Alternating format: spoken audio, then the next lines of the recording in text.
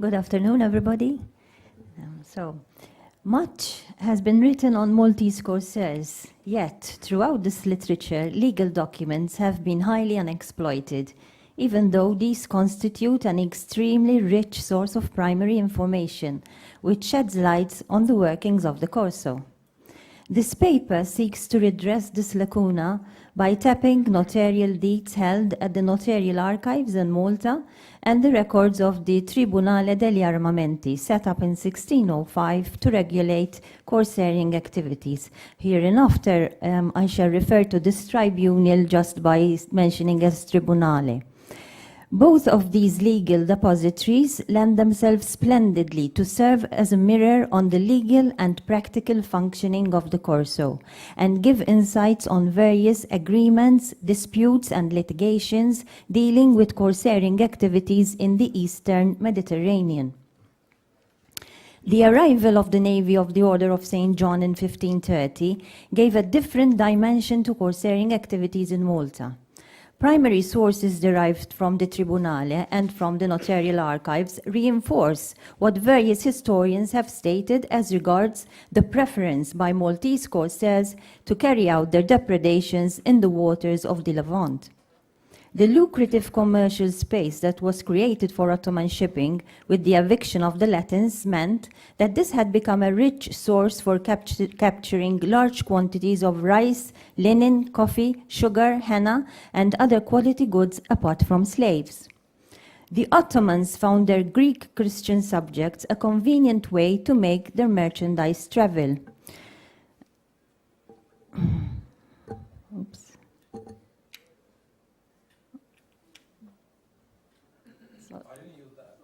Oh. Okay, thank you. The strong participation of Greek shipping is underscored in a case deposited at the Tribunale dated 1602. Here, the Greek owners of the ship, Santa Maria dell'Indos et Santa Caterina, are described as being the owners of big ships, which cost between 2, 8, and 10,000 zecchini. They explained that this was the only way they could invest their money, since they were not allowed by the Gran Turco to buy immovable property, and therefore they offered their freight services to Moors and Jews. The knights claimed religious sanction for their plundering and argued that Christians who had accepted to collaborate with infidels were to be punished. Without efficient organization and legal strength, the Corso could have never operated and expanded to the high levels it reached by the mid-17th century.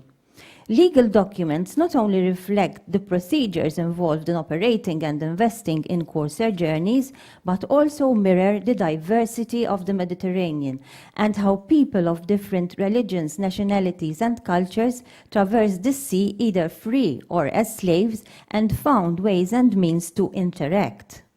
Notarial acts present this interaction in a most vivid way, since the notary was bound by law to ensure that his clients were comfortable with all that was written down. It is therefore not uncommon to find agreements wherein Muslims take oaths according to their own religion, or to come across agreements which switch from one language to another. This was the case in a contract dated 1628 in respect of a corsairing expedition that was to be undertaken by a group of French men. The contract starts with the usual legal terminology in Latin. However, when the legal obligations of the parties are listed, it switches first into Italian and then into French. At times, this diversity was overcome by noting down specific customs of the sea, such as juxta usum rhodium, juxta usum melitensis, or ad usum corsarum. The mention of customs and traditions rather than specific references to law indicate that although written law was important, customs and practical experience were more tangible to the seafarer. These documents also represent a legal order that was based on internationally accepted norms and customs, which were deeply rooted in the Mediterranean. A Corsairing expedition was financed by two types of investors, the equity holders and the bond holders, the latter being noted down on a document known as the polisa, which was deposited at the office of the Tribunale. Generally, all of the ship's crew tried their luck and invested in an expedition. In 1659, for example, the captain of a ship, which was to sail to the Levant, entered into an agreement with a priest. The said priest was to perform religious services on the ship, and for this he was to receive a monthly payment of 9 piastre. However, in the agreement it was also noted that the priest was also entitled to a share of the booty. It is very difficult to assess total financial interests invested in a single Corsair expedition. This is because often the original capital issued underestimated the needs of the working capital, especially since one could not predict the impact of natural or man-made hazards, which might hamper the smooth running of the operation and present new costs. As is well attested in documentary evidence presented before the Tribunale, following the original provisioning of the capital, multiple other agreements for the same venture, which at times spanned months, were drawn up both in Malta and in foreign countries. A case highlighting the intricacies which surrounded the organization and operation of an expedition may be found in a notarial act dated 1628. Here, a French knight transferred 1,334 scudi to the French financiers of a Corsairing expedition. The profit rate for this investment, which was to be paid within 19 months from date of contract, was set at 25% in virtue of a previous contract that was not stipulated in Malta but in Syracuse by notary Francesco de Avolio. Similar agreements involving Maltese Corsairs were also drawn up in the Eastern Mediterranean. A case in point is a contract drawn up in 1660 by notary Zorzi Calamaya, who practiced in Candia. In this particular agreement entered into between Captain Giovanni Daniel and the knight Fra Giovanni Droglia, the Corsairing venture held an investment of 7,000 scudi in Maltese money, moneta di Malta, which sum was to be repaid in full on the successful capture of the first prize. A very interesting binding clause found in several Corsair contracts stated that if the ship was lost or caught by the enemy while out cruising, the financiers would not be held liable to pay the investors. However, if the ship returned safely to a Christian port, with the exception of Candia and Zante, and was given permission, what was known as the pratica, to set sail, the financiers were obliged to pay the sum plus a profit of 25%. At first, the reason for the exclusion of Zante and Candia from other Christian ports was not clear to me. However, further research established that these were excluded since it was customary for Corsair ships to replenish their supplies or to see to other necessities by harboring in these ports before they continued with their Corsairing adventure in the Levant. There is ample evidence in court cases that due to crew shortages, it was common for Corsair captains operating from Malta to recruit sailors from other Mediterranean ports. In a claim filed at the Tribunal in 1659, it was stated that a Maltese Corsair ship carried 80 sailors and soldiers in all, 64 of whom came from France and only 16 from Malta. In yet another court case, dated 1660, the magistrate of the Tribunale decreed that a number of soldiers and sailors who had been recruited in Candia were to be paid their salaries immediately because they needed to set sail on another voyage without delay. Additional skilled labor resources were also taken on by the use of force. In 1607, Patron Giovan Mattiopolo, Greco de Calimon, who was resident in the island of Patmos, recounted how his ship was assailed at Capo di Rashanzin with a cargo of rice, coffee and sugar by a ship flying the flag of the order. He stated that even though his ship was flying the flag of San Giovanni di Patmos, she was restricted from continuing the journey, and he was made to act as pilot for the following 3 months and use his experience to lead Maltese Corsairs to locations where they would make lucrative captures.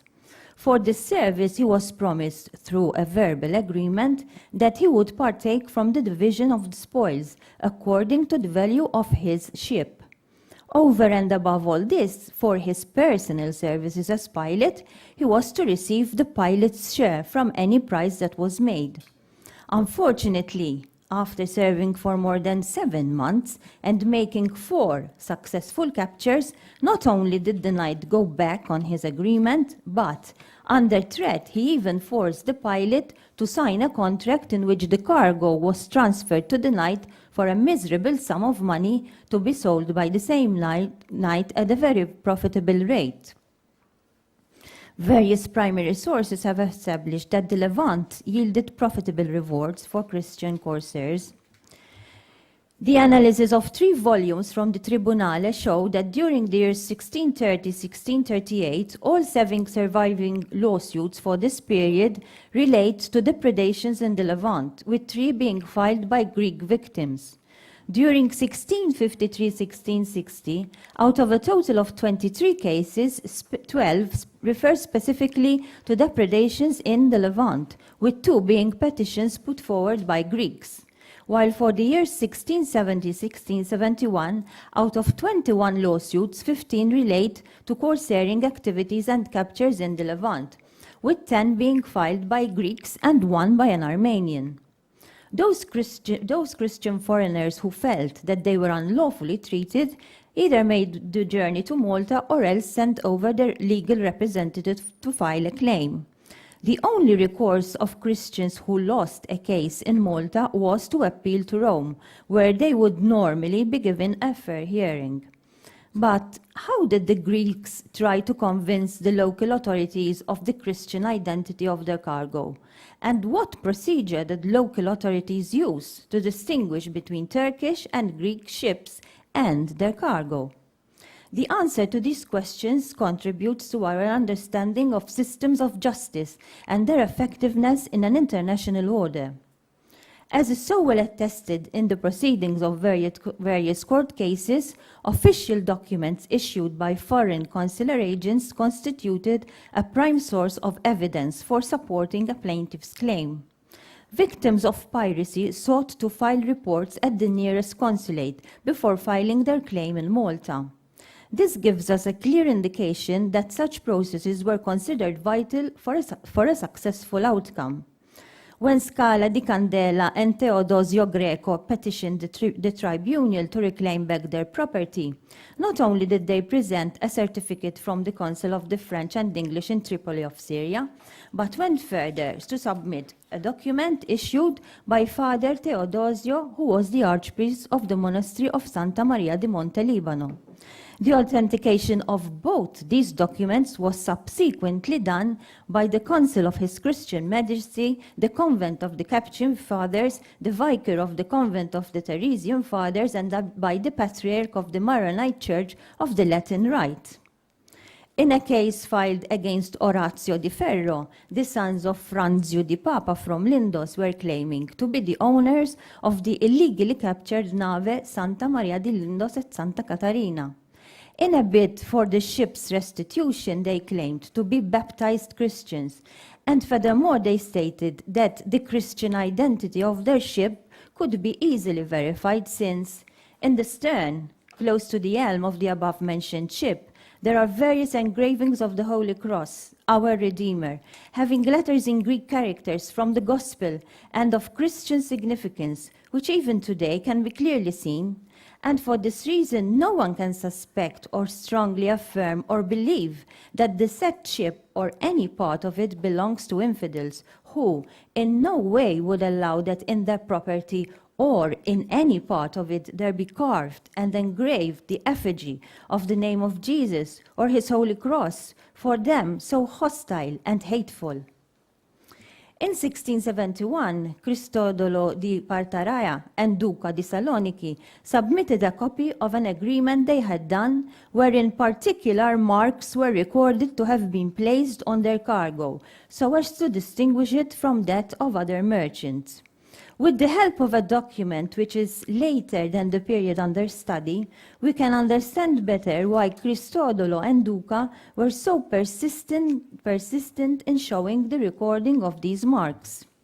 The document in question is also from the records of the Tribunale. However, during the course of time, it was misplaced and found itself being deposited at the notarial archives. In this document, which is dated 1795, the magistrate of the Tribunale appointed an expert to distinguish both Greek and Turkish cargo from various marks and numberings on the same cargo. Documentation often accompanied a cargo, and this constituted another way of distinguishing between Christian and Muslim merchandise, but not only. Experts were appointed to translate all documents found on the captured ship. This not only revealed who the owners of the cargo were, but provided an important source for acquiring information, which was not only specific to spy on the movements of the Turks, but had the additional value that enabled the knights to gain insight on the going prices of commodities. This information was then used effectively to negotiate competitive prices when finding markets to supply Malta with the necessary victuals. A look at the only surviving price register found in the collection of the Tribunale gives us a good idea of the expenses involved once the booty arrived in Malta and the income it generated from its sale. Enemy ships were a prized part of the booty, since these brought in substantial sums. In November 1660, the galleon cod by Captain Sanchandera was sold for 5,500 scuti, while the Petaccio captured by the knight Labartes was sold for 2,152 scuti. Slaves crossed the Mediterranean in large numbers, with many of them never returning to their homeland. The only known register recording the auction of slaves caught through corsairing activities found with the documents of the Tribunale is that for the period December 1659-1662. A study of this register made by Gottfried Wettinger informs us that the vast majority of these slaves totaled to some 714. And these refer to captures made in the Levant or to the acquisition of slaves from the Levant. Furthermore, when these sales figures are supplemented with a few others in the acts of the same tribunal, the average price of a slave turns out to be that of 148 scudi. This figure indicates that there was a considerable increase in slave prices when these are compared to those being charged in the mid-16th century, where the average price of a slave was approximately 46 scudi. One should, however, underscore the great variances in some of the prices. In 1660, 40-year-old Alil Ali Ogli Arbekir was sold for 3,051 scudi, while Buzerdi Navar was sold for a mere 8 scudi. The ransoming of captives also represented a continuous transfer of wealth, and even though individuals of lesser importance did not generate the same income as high dignitaries, yet the frequency of ransom agreements attests to the importance of this activity for the economy.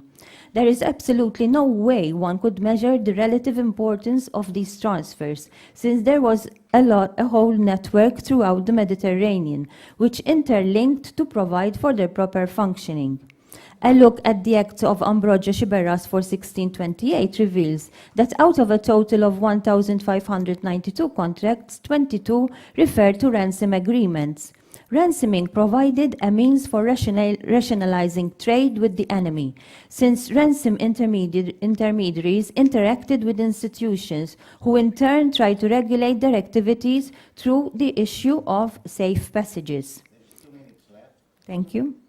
Such practice helped to weave a web of connectivity throughout the Ottoman Christian Mediterranean and shaped the economic policies of both religions. Ransoming of Christian and Muslim slaves did not always follow a separate process, one independent from the other, but at times these ransom expeditions were combined to fully exploit a round-trip voyage by taking home redeemed Muslim slaves and bringing back Christian captives and merchandise in the incoming journey.